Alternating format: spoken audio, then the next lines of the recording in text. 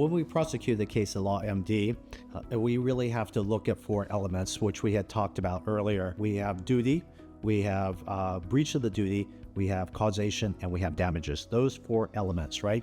And so we have to think about each and every element. Duty is actually pretty easy. Was that anesthesiologist in there? Was he taking care of the patient? But then we have to look at standard of care. Did the anesthesiologist fall below the standard of care? And that's very important. So both sides hire experts, and the other side's experts said, oh no, that physician didn't fall below the standard of care. What our responsibility is to clearly show and demonstrate exactly when and where that anesthesiologist fell below the standard of care. And that's where we have the expertise. I'm an anesthesiologist, I'm an attorney. I can clearly show, after looking at the medical records, what happened, because I understand the operative reports, I understand the pre-anesthetic records, I understand the anesthesia record, I understand the post-anesthesia records. And then we get to causation.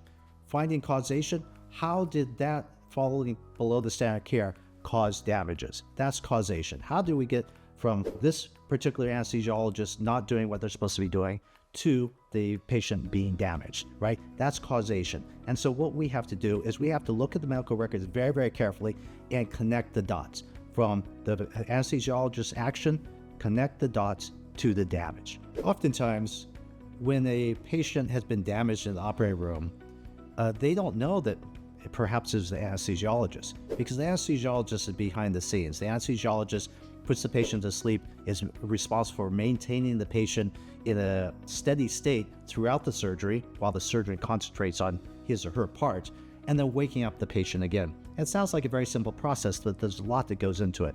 So oftentimes, you or a patient may think that the damage that was done by the surgeon and the nurses, but sometimes it's the anesthesiologist that's involved. And so we can actually identify that.